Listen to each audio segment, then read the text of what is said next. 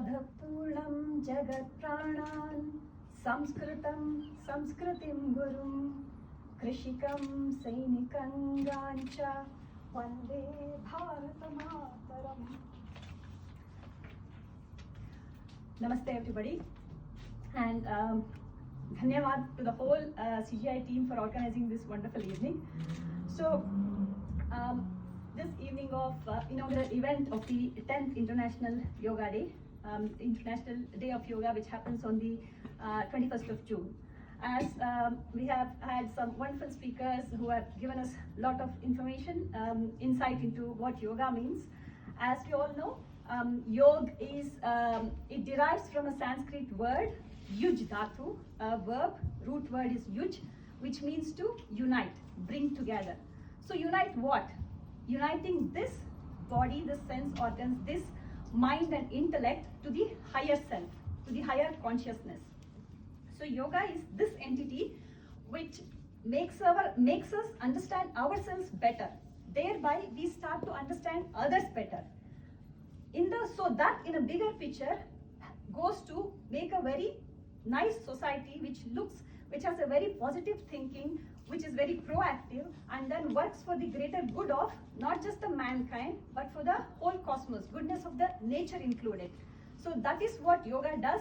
In the bigger picture, it works towards a wonderful society which works for the greater good of the whole cosmos.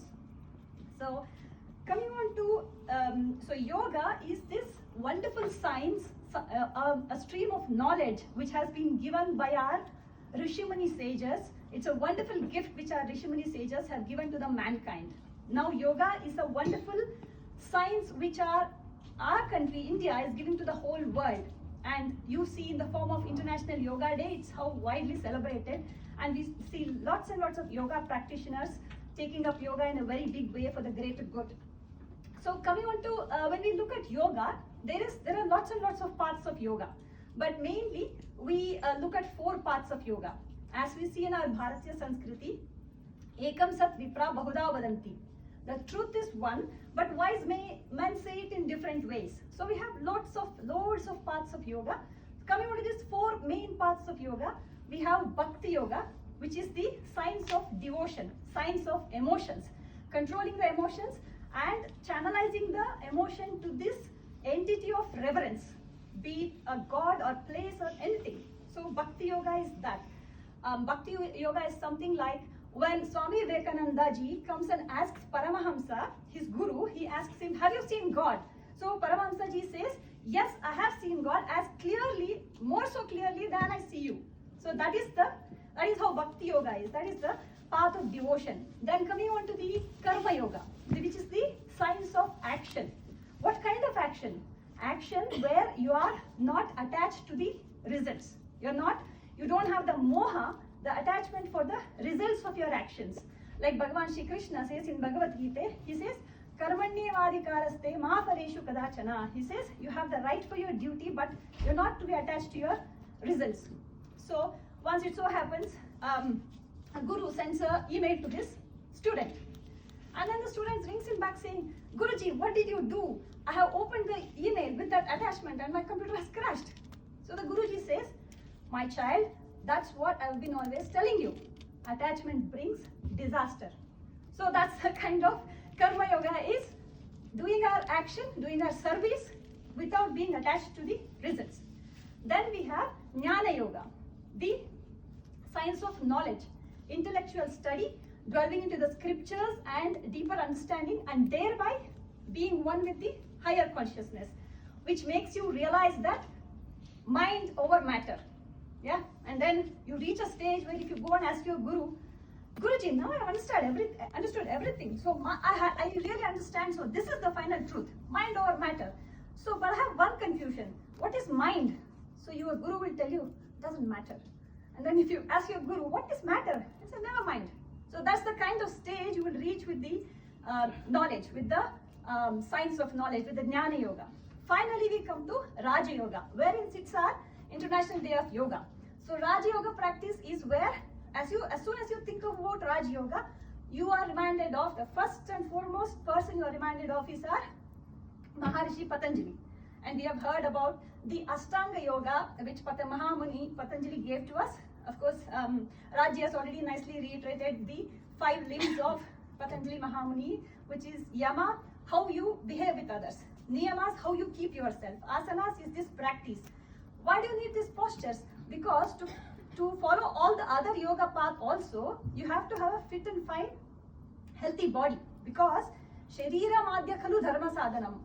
Yeah, for the path of Dharma, you first and foremost need to have a healthy, fit and fine body. Then only you will be able to delve into other parts of yoga. So, asana sits in there. Then you have the pranayama, which is the connecting bridge between the body and the mind. So, if I just stand here and say I'm going to control my mind, it's not going to work that way. Breath is your bridge, which helps you control your mind. Then you have pratyahara, which is withdrawal from all the 5 senses. Then you have the dharana being stabilized. Then you have dhyana, and then you have the samadhi state. So here, Monaji nicely said, who are we? That question, isn't it? That question, that is the pertinent eternal question that we are all looking towards. Who are we? Why are we here? What am I supposed to be doing? This exact question Arjuna asks Bhagavan Shri Krishna in the Kurukshetra.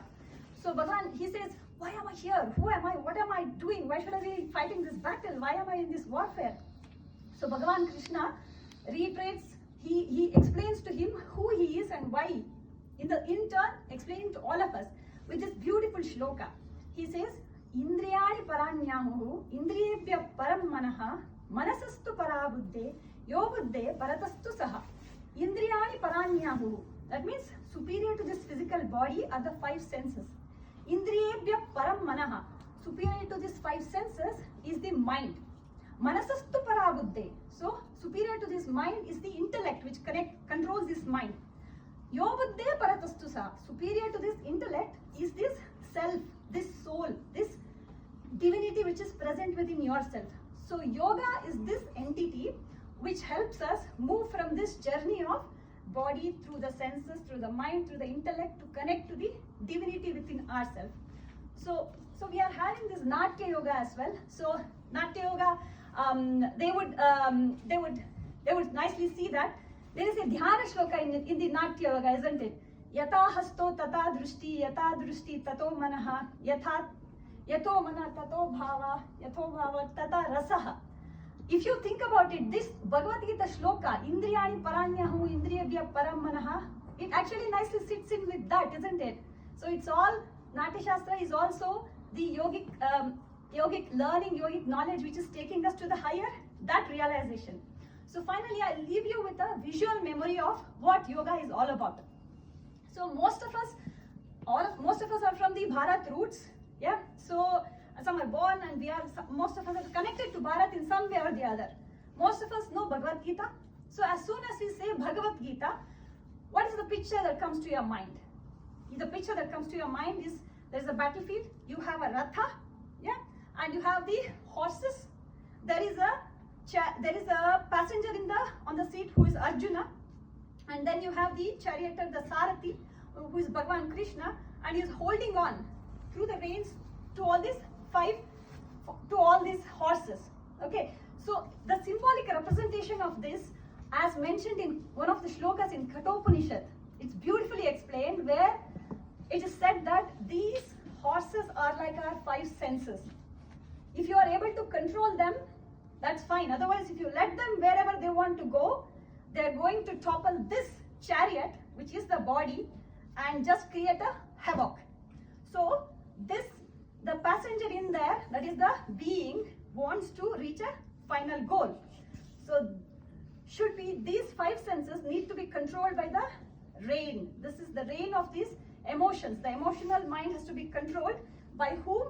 By this Sarathi who is sitting there, who is the intellectual mind, controlling all these senses through this rein of emotions. This intellectual mind is sat there controlling the 5 senses, and then will be able to guide this body, this individual self, on the path of dharma to the final aim.